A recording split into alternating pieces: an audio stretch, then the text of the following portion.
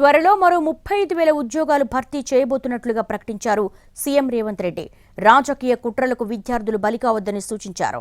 Civils mains కోసం prepare అవుతున్నటువంటి అభ్యర్థులకు 1,00,000 ఆర్థిక సాయం చెక్కులు అభ్యర్థులకు రేవంత్ రెడ్డి అందజేశారు.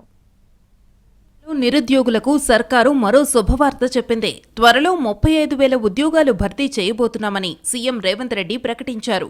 నిరుద్యోగ సమస్యకు శాశ్వత పరిష్కారం దిశగా అడుగులు వేస్తున్నామన్నారు. 90 రోజుల్లోనే 35,000 మందికి ఉద్యోగ నియామక పత్రాలిచ్చామని సీఎం తెలిపారు. వాళ్ళ తల్లిదండ్రుల కళ్ళల్లో ఆనందం చూస్తూ 30,000 మందికి 10 సంవత్సరాలు వాయిదాలు పడుతున్న ప్రభుత్వ ఉద్యోగ నియామకాలను చేపట్టడం జరిగింది. అదే కాకుండా ఇంకొక 35,000 ఉద్యోగాలకు, అది గ్రూప్ 1 కావచ్చు, గ్రూప్ 2 కావచ్చు, గ్రూప్ 3 కావచ్చు, లేకపోతే డిఎస్సి నోటిఫికేషన్ కావచ్చు, ఇతర నియామకాలకు సంబంధించిన నోటిఫికేషన్లు ఇంకొక 35,000కు నోటిఫికేషన్లు ఇవ్వడం ద్వారా నిరుద్యోగ సమస్యను పరిష్కరించడానికి ప్రభుత్వం చిత్తశుద్ధితో ప్రయత్నం చేస్తున్నది అని లక్షలాది మంది నిరుద్యోగ యువకులకు విశ్వాసం కల్పించడానికి సంపూర్ణమైన ప్రయత్నం ఈ ప్రభుత్వం చేస్తున్నది.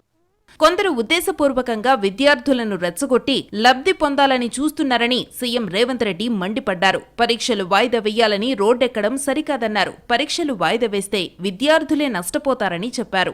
రాజకీయ కుట్రలకు విద్యార్థులు బలికావద్దని సీఎం సూచించారు. కొంతమంది ఉద్దేశపూర్వకంగా విద్యార్థులను రెచ్చగొట్టడం ద్వారా రాజకీయ ప్రయోజనం పొందాలని ప్రయత్నం చేస్తున్నారు. గతంలో ఈ రకంగా లబ్ధి పొందినరు. గతంలో ఈ రకంగా రెచ్చగొట్టి పిల్లల ప్రాణాలను ఆత్మ బలిదానాలను చేసి ఆ పిల్లల ప్రాణాల పునాదుల మీద అధికారంలోకి వచ్చిండ్రు. 10 సంవత్సరాలు వాళ్ళని పట్టించుకొని ఏ పరీక్షలు నిర్వహించాలి, ఏ ఉద్యోగాలు ఇవ్వాలి. ఇప్పుడు ఉద్యోగం పోగానే మళ్ళీ విద్యార్థులు గుర్తొచ్చారు, వాళ్ళ ప్రాణాలు గుర్తొస్తున్నాయి. నేను అందుకే పిల్లలందరినీ ఎందుకయ్యా, మీరు ఉన్నారు కదా దుఃఖాల్లాక బామర్దులు, మీరు ఆమర నిరాహార దీక్ష కూర్చోండి పరీక్షలు వాయిదా వేయడానికి అని చెప్పి. స్పోర్ట్స్ యూనివర్సిటీ ద్వారా క్రీడాకారులకు శిక్షణనిస్తామన్నారు సీఎం రేవంత్.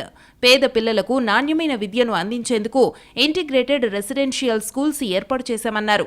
తెలంగాణలో విద్య సర్టిఫికెట్లకు మాత్రమే పరిమితమైందని సీఎం ఆవేదన వ్యక్తం చేశారు. అందుకే విద్యార్థులకు పనిచేసే సంస్థలకు మధ్య గ్యాప్ వస్తోందని చెప్పారు. అది పోగొట్టేందుకే స్కిల్ యూనివర్సిటీ ఏర్పాటు చేశామన్నారు. దానికి చైర్మన్ గా ఆనంద్ మహీంద్రాను నియమించామన్నారు సీఎం రేవంత్.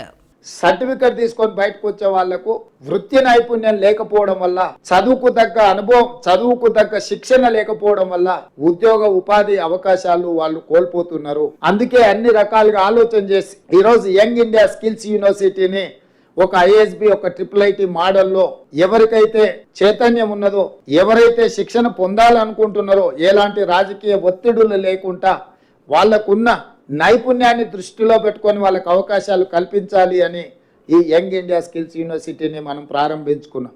దీన్ని పూర్తిగా ప్రభుత్వ అజమాయిషీలో ఉంటే అధికార దుర్వినియోగం జరిగే అవకాశం ఉందని చర్చలు జరగడం, సిలబస్ కూడా ఎప్పటికప్పుడు మార్చుకోవాల్సిన అవసరం ఉంది. కాబట్టి ఆ సిలబస్ను నిర్ణయించాలంటే కూడా ప్రభుత్వంలో ఆలస్యం జరుగుతుందని కొంతమంది విఘ్నులు సూచన చేయడంతో కంప్లీట్గా ఇండస్ట్రీ డ్రివెన్ యూనివర్సిటీగా మనం ఈరోజు నిర్ణయం తీసుకున్నాం.